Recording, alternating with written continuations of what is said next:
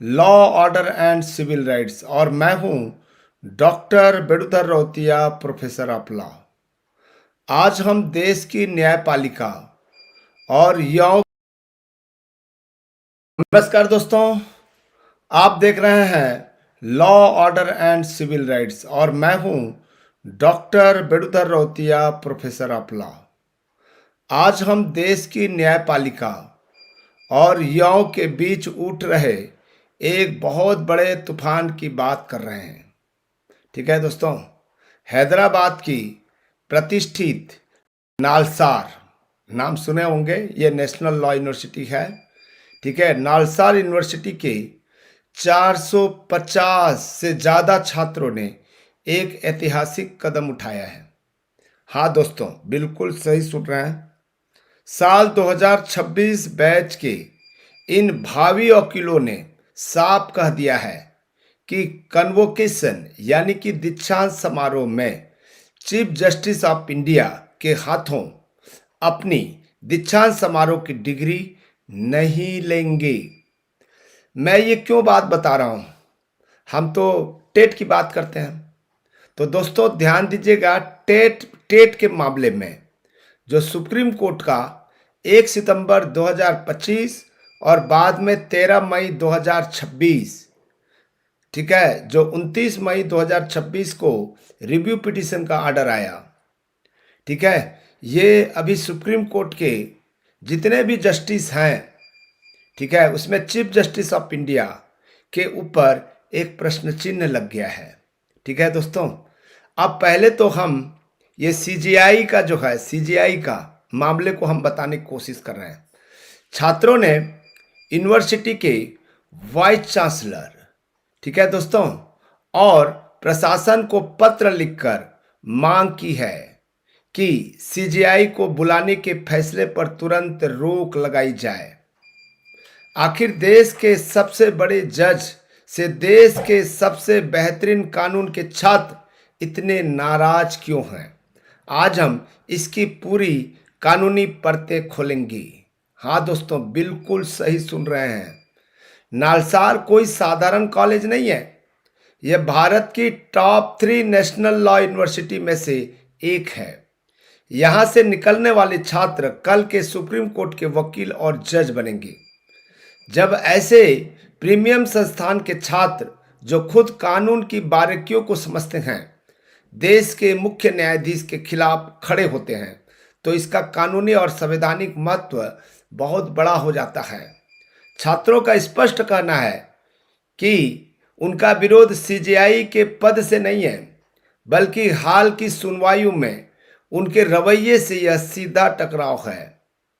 University द्वारा सिखाए गए संवैधानिक मूल्यों और सर्वोच्च कुर्सी से दिखने वाले न्यायिक अहंकार के बीच की लड़ाई है।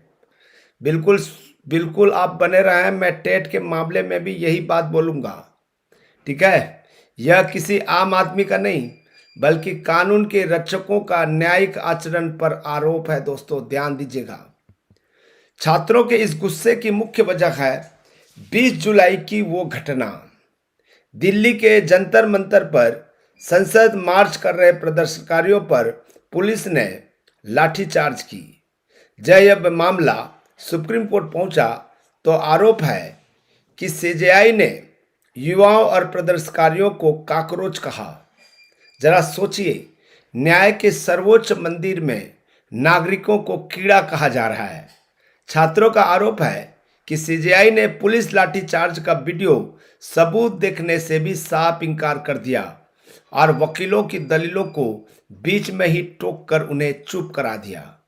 बिना सबूत देखे, बिना पूरी बात सुने, आखिर यह कैसे न्याय है? यहां पर यह प्रश्न उठ रहा है। ठीक है दोस्तों, कानून का सबसे पहला सिद्धांत है आडि आल्टरम पोर्टेम, मतलब दूसरे पक्ष को भी सुनो। प्राकृतिक न्याय का यह मूल आधार है। छात्रों ने अपने लेटर में स्पष्ट लिखा है कि सीजीआई का यह रवैया उन मूल्यों से बिल्कुल मेल नहीं खाता जो यूनिवर्सिटी उन्हें सिखाती है।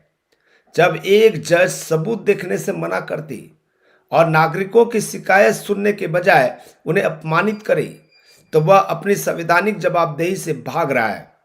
छात्र कह रहे हैं कि ऐसे मुख्य अतिथि को बुलाना यूनिवर्सिटी की आज़ादी और न्याय के उन वसूलों की हत्या होगी जिनकी शपथ हर वकील लेता है।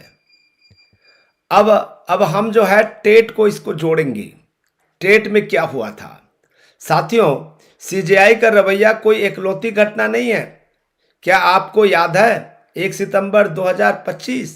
यही वो न्यायिक अहंकार था जिसने देश भर के 25 lakh TET pass in service शिक्षकों की जिंदगी बर्बाद कर दी। जिस तरह आज छात्रों के सबूत देखने से इनकार किया गया, ठीक उसी तरह टेट शिक्षकों की योग्यता, उनके सालों के अनुभव और उनके प्रमाणिक दस्तावेजों को सुप्रीम कोर्ट ने दरकिनार कर दिया था। नालसार के छात्रों के साथ जो आज हो रहा है, शिक्षक उसे 1 सितंबर 2025 के आदेश से भुगत रहे हैं। न्यायपालिका की यह आदत बन गई है कि वो जमीनी हकीकत और सबूत देखे बिना अपनी कलम चला देती है।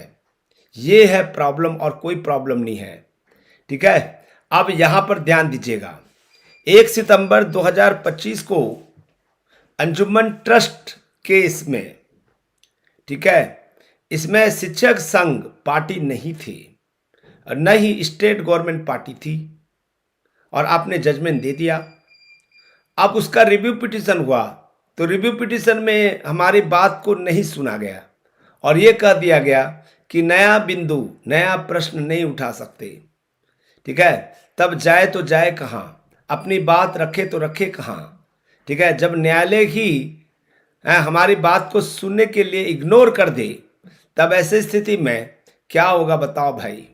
ठीक है, तो यहां पर 13 मई 2026 को जब शिक्षक अपनी रिव्यू पिटीशन लेकर कोर्ट गए तो उन्हें भी उसी बहरेपन का सामना करना पड़ा। शिक्षकों की पीड़ा, उनके परिवार का दर्द और उनके कानूनी अधिकारों को उसी तरह अनसुना कर दिया गया जैसे जंतर मंतर के प्रदर्शनकारियों के वकीलों की दलीलों को बीच में रोक दिया गया था। कहा जाता है कानून अंधा होता है, लेकिन यहां तो न्यायपालिका बहरी भी हो गई है। नालसार के छात्र आज उसी न्यायिक पैटर्न का विरोध कर रहे हैं जिसने हमारे 25 लाख शिक्षकों की आवाज को 13 मई 2026 को बेरहमी से कुचल दिया गया था। यह सिर्फ छात्रों की लड़ाई नहीं है, यह उन शिक्षकों को छीने गए सम्मान की भी लड़ाई है। आप क्या सोचते हैं दोस्तों? नालसार के छात्रों ने अपने लेटर में एक बहुत भावुक और सशक्त बात लिखी है। उन्होंने कहा यह डिग्री हमारी सालों की मेहनत, पसीनों और भावनाओं से जुड़ी है। इन बयानों के बाद सीजेआई के हाथों इसे लेना हमें ठीक नहीं लगता है। यह है असली संवैधानिक चेतना। एक तरफ वो छात्र हैं जो अपनी मेहनत के डिग्री को न्याय के वसूलों के लिए दांव पर लगा रहे हैं और दूसरी तरफ हमारे शिक्षक हैं जिनकी बरसों की मेहनत और टेट की डिग्रियों को एक झटके में रद्दी कर दिया गया। छात्रों ने यह साबित कर दिया है कि आत्मसम्मान और नागरिक अधिकार किसी भी डिग्री या सर्वोच्च पद से बहुत बड़े होते हैं। ये जो समाचार आपको मैं बता रहा हूं, आप उसको समझिए।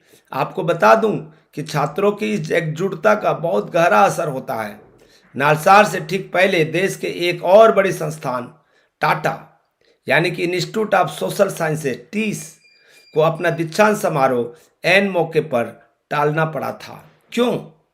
क्योंकि वहां भी मुख्य अतिथि सीजेआई थे और छात्रों के भारी विरोध प्रदर्शन की चेतावनी दी गई थी।